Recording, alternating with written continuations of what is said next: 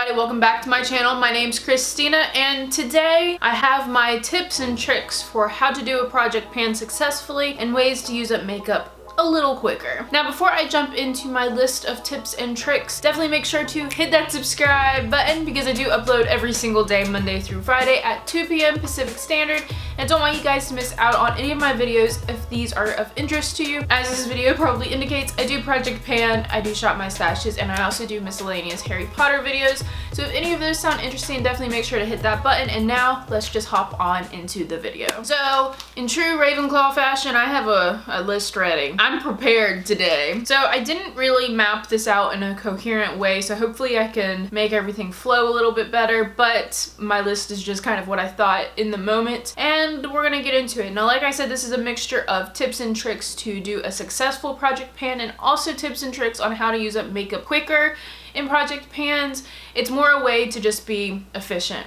in your project panning. So my number one tip is be realistic in your goals. This was something I failed at tremendously in my first project pan. I did not understand how long certain products took. I didn't understand that just because you hate a product doesn't mean you need to finish it. This is definitely a multifaceted trick or tip. There was a lot of things I just didn't understand. Just be very realistic in your goals. If you think a year-long project pan sounds daunting, don't do one. Do smaller ones. For me, I do both. I do shorter ones and I do 1 year-long project. The reason I do this is because some products just really do take all year to use up, and sometimes when you have multiples in one category, it's easier to just have longer to use them up. That being said, this also falls into products. Some products just take forever. In my first project pan, I had 2 blushes in that project, and if you were with me that year that I did that, you saw me struggle all year with that because I just wasn't aware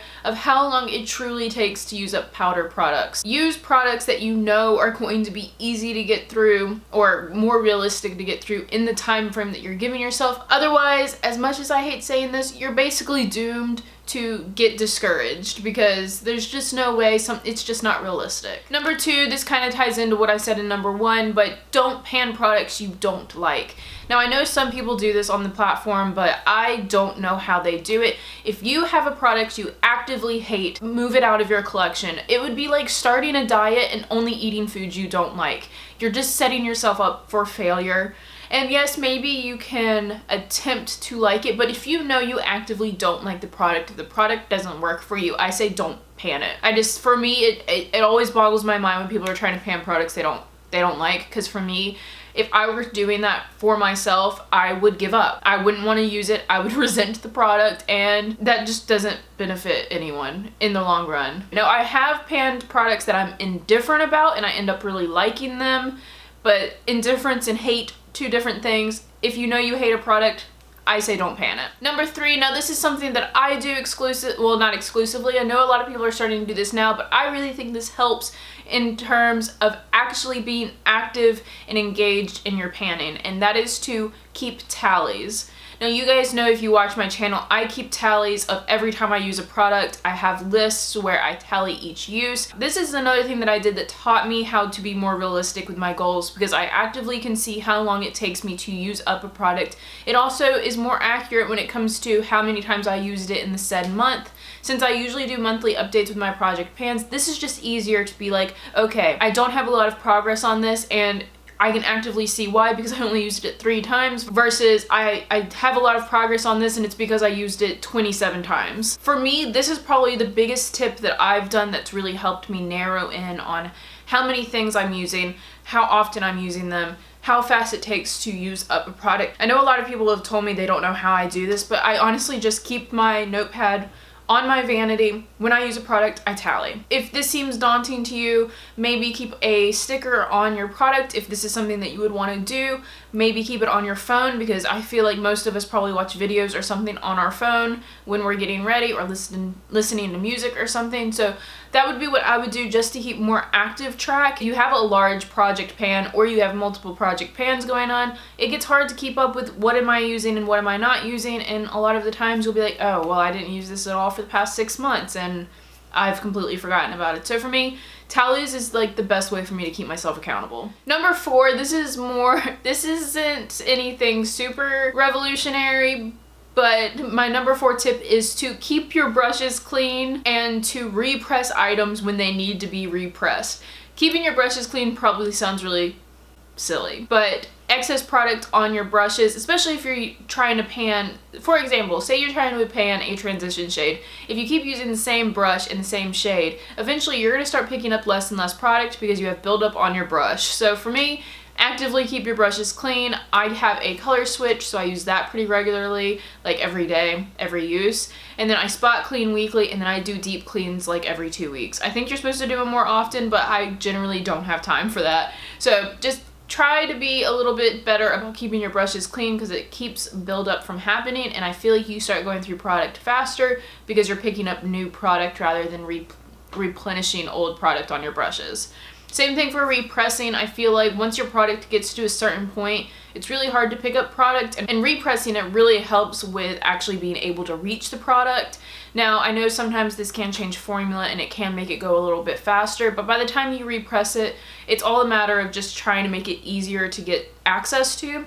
A lot of times, especially in like round compacts, when you swirl your brush in it, you only have like the excess ring on the outside, and it makes it really hard to get an even coat.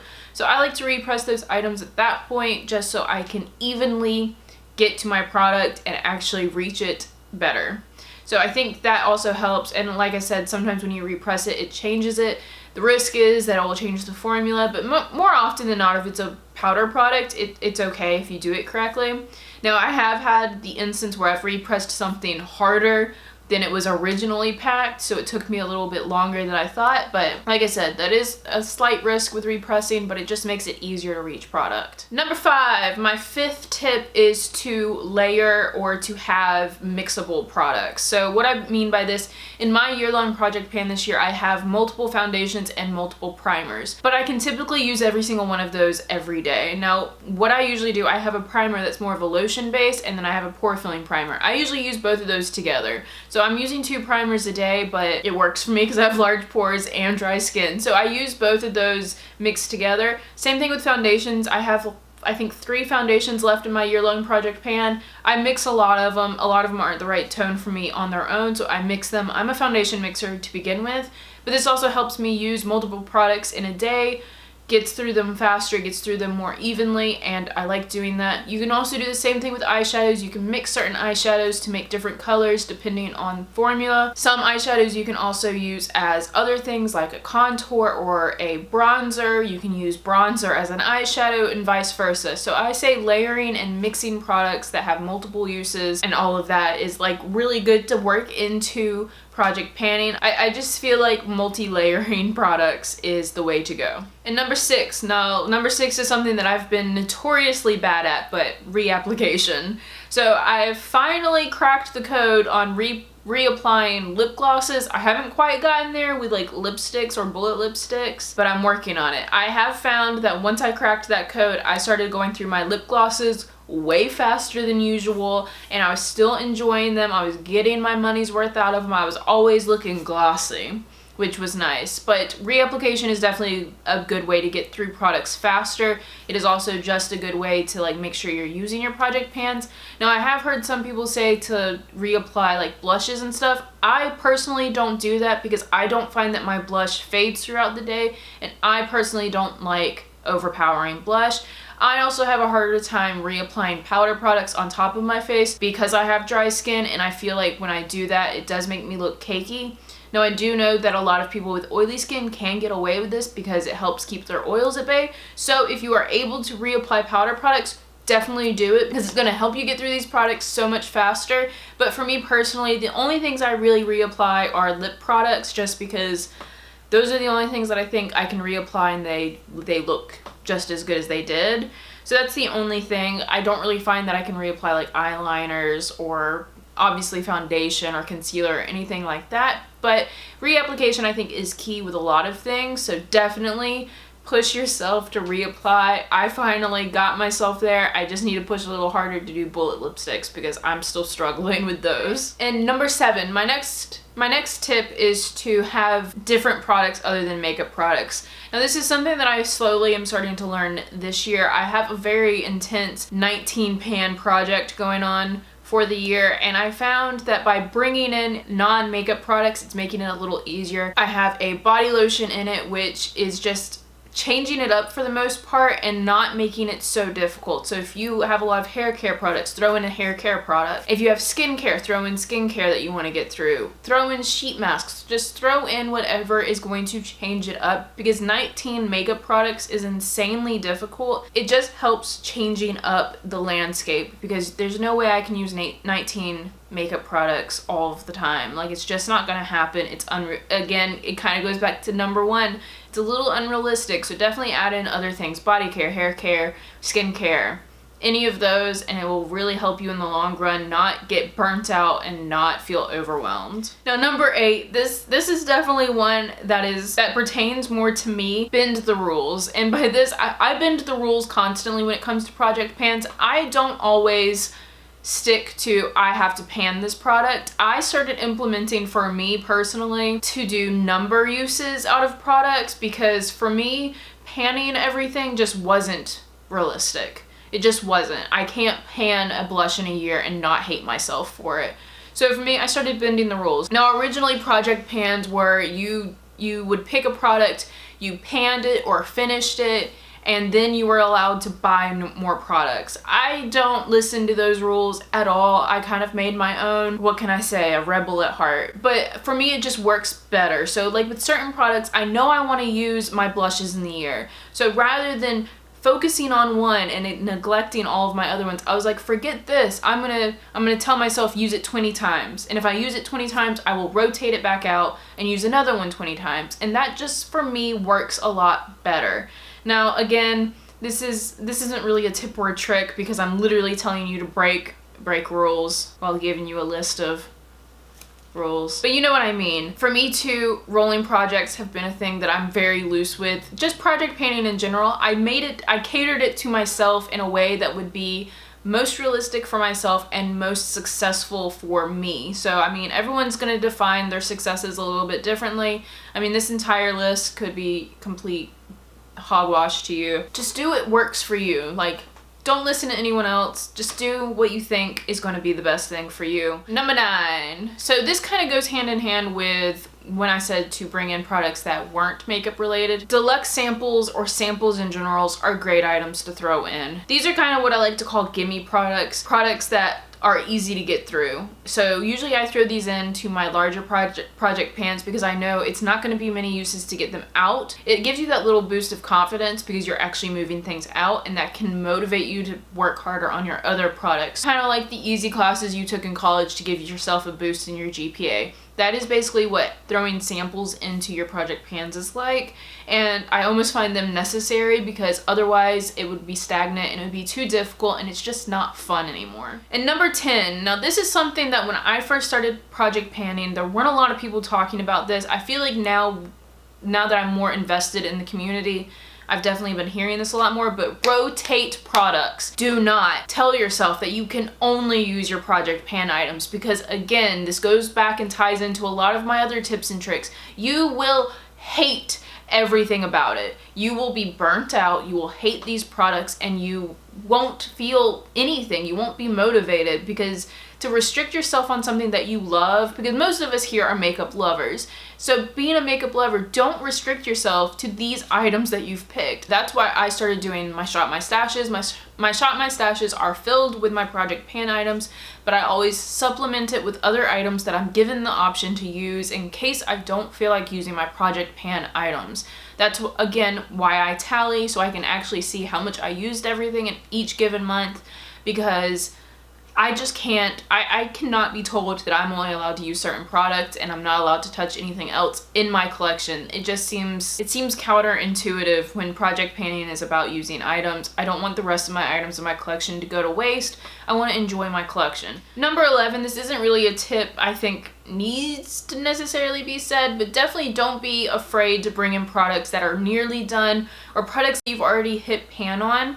Sometimes I see people starting out for their first project and they feel like they need to bring in only new items. I've been there. I felt the same way in my first project pan, but don't do that to yourself. It is so discouraging, and brand new products are going to obviously take longer. So if you have a product in your collection that is already close to being done, feel free to bring it in. Again, it's kind of like the deluxe samples. They're gimme products. You know you can get through them. You obviously know you like it. And it's just one more motivating factor when you finally move it out of your collection. All of this, I think, for me, is to feel like you're actually accomplishing something. And if you need to bring in products that are going to make you feel better, do it. Because again, this is all about like getting what you want out of your own collection and feeling like you're accomplishing whatever your goal is. So bring in those products that you think are almost done, they're on their last legs. Just bring them in, finish them up. Boom, done. Number 12, I think I've kind of already touched on this, so I'm not going to spend a lot of time on it, but if you're feeling discouraged about a product, move it out. So say you're not necessarily doing a rolling project. So this is again kind of like the breaking the rules thing. If you're bored of using a certain lipstick, you're not making enough progress on it, or even if you are making progress on it and you're just over it and you're done with it, move it out, replace it with another one, or don't replace it at all. Do what you want. Do what feels good to keep yourself motivated to reach whatever goal you want to reach. So for me this year, my goal has been mainly to move out my non-cruelty free items, because I have gone cruelty free this year. So that's been my goal. So if there's a product in my project pan, which I do have a couple that are technically cruelty free, if I don't want to keep using that, I'll move in another item. For the most part, I am trying to keep all of my non-cruelty free items in because I need to get those out anyways. But if I'm feeling discouraged, I'm going to move it out and move something else in that I would rather use up, because I am also trying to use up $1,000 worth of product this year. So whatever your individual goals are, work this around to make it more conducive to hitting your goals. That's all this is about to me. Just reach your goals. Reach for it in any way that you can. As long as you keep pushing, I think everything else is fine. Just make it work for you. The next one, number 13, it goes hand in hand with what I just said. Just realize why you're panning. Like I said, everyone has their own goals. For me, mine was, I'm going cruelty free, so I'm trying to use up my non-cruelty free items. I'm also trying to use up a certain amount of product this year. So for me, that's how I went into this year. That's why I'm doing a lot of project pans, but I'm very focused on why I'm doing it and what I'm trying to get in and out of my collection. So that's why I'm project panning, whatever your individual goal is. And I've seen all kinds of things, whether it's you're wanting to go minimalist, whether you're overwhelmed with your collection, whether you have too many and you're not really sure how you feel about them, whatever your individual need or goal is, work your project pan around that and just realize that's why you're doing this. Don't go into this and think that you need to be like this person or like this person or like me even. Like, just go into this knowing why you want to do it, and everything kind of falls into place after that. My next one, number 14, if you need to give yourself incentive, do it. Now, I've talked about this in regard to like my fitness goals for this year. If I need to go to the gym, but I don't feel like it, I just give myself an incentive to do so. So say I need to go do cardio, don't feel like it. I tell myself if I go do cardio, I can do whatever I like, something that I want, like whether I want to go shopping or I want to go out to eat or I want to go see a movie, I have to go do cardio first. Make your project pan kind of like that. If you want to get 5 products out of your collection, make your goal to get 1 out, and then you're allowed to do something fun. That gives you incentive to work on another one to get it out of your collection. Every time I talk about giving yourself incentives, I always feel like I'm training a puppy, but it's kind of the same way. I think to give yourself, I feel like we're always so hard on ourselves and we never like actually reap rewards, and we're always pushing and pushing and pushing and not ever sitting back and being like, hey, I accomplished something. Let me give myself a pat on the back and do something that like rewards myself. Because at the end of the day, project panning it's not easy. It's not. It is work. You have to be very actively engaged in it. But it's because we're trying to reach a certain goal. And if you reach part of your goal, reward yourself. Like, don't sit there and beat yourself up. Now, this is something I am notoriously bad for. If you've been on my channel before, then you know I'm incredibly hard on myself when I don't reach goals, and I'm trying to be better. I just see a lot of people beating themselves up about project pans, and it's not that serious. Myself included in this, guys. I'm really bad about this. And my last point is something I've also touched on, and it goes hand in hand with this other one, is just don't compare yourself to other people. I'm bad about this in almost everything in my life. Don't compare. Say someone is really good at panning eyeshadows and you don't seem to be as good at it. Don't worry about it, because like I've said, I'm horrible at panning lipsticks. I see some people that go through lipsticks like it's no one's business, but I'm over here and I can't seem to get through a lipstick. don't worry about it. Everyone gets through certain things faster. For me, I get through face products really easily because 9 times out of 10 I'll wear face products, but I won't wear lip products or eye products. So for me, I just don't focus on it. I go through primers and foundations really quickly. I don't go through lipsticks quickly. It's just how I wear my makeup. It's just my process. And there's no need to compare myself to other people and try to be something I'm not in this regard. Again, make your goals realistic. Let's just tie this all back together. We're gonna be the F. Scott Fitzgerald of project panning tips. We're just gonna circle it right back around. Don't compare yourself to other people. Just have fun with it. Just know your goals. Just be realistic. Everything kind of ties in together. And for me, project panning has been fun. It's been a way for me to really be engaged with my collection, to really know my collection and really find what I like, what products I really gravitate towards, and all of that. It's just all part of the creative process.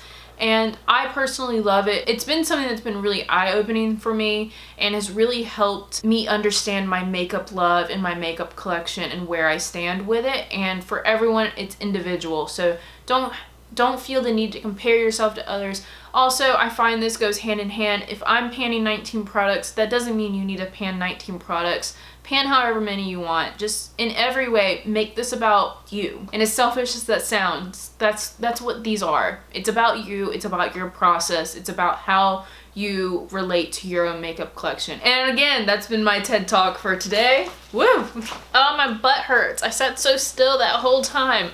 Oh, my tailbone. Alright guys, so I hope you guys liked this video. If you did, please give it a thumbs up down below. If there's any tips that you think are really helpful in project panning, leave them down in the comments because I am always open to new ideas and suggestions, and I'm sure everyone else would like to hear some more tips and tricks because I'm sure there's plenty that I didn't even cover. I know there's plenty that I probably didn't cover. And hopefully you guys hit that subscribe button, and I will see all of you guys in tomorrow's video. Bye!